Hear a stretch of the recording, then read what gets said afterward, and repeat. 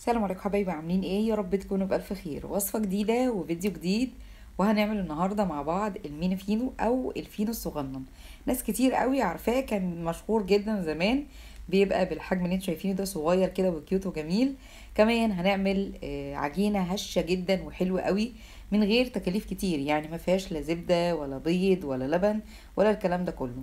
نص كيلو هنعمل 22 رغيف بالحجم اللي انتوا شايفينه ده. اكيد هيبقى فيه توفير وكمان طعمه حلو قوي غير اللي بره خالص. وعايز اقولك قد ايه خفيف وجميل، ومفيش كده حجه ما دمنا نقدر نعمله ونطلع بالنتيجه الحلوه اللي انتوا شايفينها دي. قد ايه العجينه معانا كده لونها فاتح وهشه وجميله. بجد الفيديو حلو جدا النهارده لاي حد يحب يعمل اي معجنات في البيت. ما تنسيش اللايك يلا بينا. مقدار النهارده من الدقيق نص كيلو، وده اقل حاجه اقدر اشتغل فيها، لكن لو تحبي انك تضاعفي الكميه يعني مرتين او ثلاثه مفيش اي مشكله خالص. ضيف على نص كيلو دقيق نص معلقه صغيره من البيكنج باودر وربع معلقه صغيره من الملح، وهقلبهم بشكل كويس جدا. بالنسبه لنوع الدقيق، يا دقيق مخبوزات في المقام الاول يا دقيق جميع الاغراض. في بوله او في عجان على حسب ما هتشتغلي هنزل كوبايه ميه بدرجه حراره المطبخ. عيار الكوبايه ديت 200 مللي. مبدئيا كده انا هنزل الكوبايه دي، لكن في ربع كوبايه تانية زائد معلقه كبيره دي مخليها جانبا كده. هبتدي ان انا ازودها حاجه حاجه. نزلت هنا على الميه معلقه كبيره من الخميره، معلقتين كبار من السكر، وكمان عندي معلقه كبيره من الخل. وهبتدي انزل بكميه الدقيق كلها كده دفعه واحده. والمفروض ان احنا اساسي ان احنا هنزود ميه، ولكن اثناء التشغيل، يعني اثناء ما انا بشتغل دي يعني ايه، هخليها زي خدمه اخدم بيها العجين. هنزل واحده واحده، وده على فكره في صالح العجين جدا. حتى لو المقدار بتاعك من الميه مظبوط، خلي يبقى فيه شويه ميه كده تزوديهم شيء في شيء عشان نربي للعجينه عرق، وده مطلوب جدا على فكره. هنا بقى ابتدي برضو ادي عندي العجينة لحد ما خلاص كده ابتدت العجينة تبقى مظبوطة معايا من ناحية السوائل، مش هضيف لها اي سوائل تاني. هبتدي دلوقتي بقى اوقف عندي العجان، او لو هشتغل بايديا يعني بعد حوالي دقيقتين 3 كده من العجن. خلاص زي ما انتم شايفين العجينة معايا مفتوحة شوية، يعني انا مش عايزاها تبقى يابسة، مش هتديني النتيجة اللي احنا شفناها في اول الفيديو. هنا بقى زي ما انتم شايفين وقفت عندي العجان ونزلت بكمية زيت كده بسيطة. بالمناسبة كمية الزيت كلها كانت ربع كوباية او 50 ملي. مش هنزل بيهم مرة واحدة، العجينة تفصل معايا وتاخد وقت كتير قوي على ما تلم. عايزة اقولك بقى احنا بنحط الزيت ليه بعد ما نعجن العجينة، مش مثلا معاه اثناء يعني ما بنحط المية والسكر والخميرة.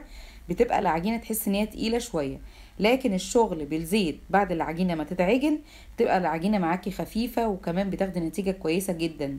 هنا بقى زي ما انتم شايفين بعد ما حطيت طبعا الكمية كلها كده حوالي على 3 أو 4 مرات، والعجينة اتشبعتها تماما زي ما انتم شايفين. العجن هنا كان اخد معايا حوالي 7 دقايق، 7 دقايق متواصلين، يعني مقفش خالص عشان اخد نتيجة كويسة بالنسبة للفينو بالذات. هنا بقى عايزه اوريلك العجينه قد ايه مستريحه وقد ايه جميله. يعني بص انا بفرد فيها اهو ما بتلمش معايا. ليه؟ عشان انا خدمت العجينه دي كويس جدا. العجن بقى من الحاجات اللي هي مهمه جدا، اللي انا ببني عليها الاساس عشان اقدر اشتغل بعد كده مستريح جدا واخد نتيجه كويسه. لكن لو ما خدمتش العجينه في الاول اكيد النتيجه مش هتبقى زي ما انا عايزه خالص في الاخر. هنا بقى زي ما انتم شايفين لميت عندي العجينه. المفروض ان انا بحطها في بوله مدهونه دهنه زيت وبسيبها حوالي 10 دقايق. مش بخمر العجينه بالظبط زي ما قلنا 10 دقايق، بكون مغطيه العجينه عادي خالص. وبعد كده بعد ما عدت ال10 دقايق زي ما انتم شايفين الحجم متضاعفش ولا اي حاجه، يا دوبك استريحت. ده علشان لما اجي اشتغل فيها ما تلمش معايا. زي ما انتم شايفين كده العجينه قد ايه جميله ومريحه قوي، وكل حاجه انا واخداها منها. يعني العجينه بقى ليها عرق كويس، بقت لونها فاتح وجميل، وكمان عندي كده ما فيهاش اي تعريجات خالص. ودي نتيجة بصراحة مثالية جدا لأي عجينة، مش شرط بس الفينو. هبتدي دلوقتي طبعا اعمل العجينة رول واقسمها بقى زي ما انا عايزة. بس بالنسبة بقى للفينو بتاعنا النهاردة اللي هو الميني فينو، انا هعمل كل كورة او كل قطعة من اللي انتوا شايفينهم دول 40 جرام. ولو انتي ما عندكيش ميزان هيبقى عندك حجم الكرة كده زي البيضة البلدي، تقدري ان انتي تعمليها بالعين وتشتغلي عندك على طول. بعد ما قطعت العجينة وابتديت ان انا اكورها او اقرصها، الخطوة دي بتخليني اقدر اسهل على نفسي كده، ما تبقاش عندي العجينة جنب العجينة وتسيح دي خطوه كويسه جدا ان انا احطهم على بعض. بجيب صينيه وبعدين دهنه زيت بسيطه واحطهم زي ما انتم شايفين. مهم جدا ان انا كمان اغطي عندي العجينه علشان وشها ما يقشفش او ينشف. هنا بقى بعد ما ابتديت ان انا نخلص ما ريحتش العجينه، لا هشتغل على طول. عايزه اقولك العجينه قد ايه جميله، كل ده عشان احنا في الاول خالص عجننا صح. معلش لو بطول عليكم على خطوه العجين ديت لان هي الاساس، بعد كده بتقدري تتحركي بكل سهوله. العجينه مخلياكي مستريحه وكمان هتطلعي بالنتيجه اللي انت عايزاها.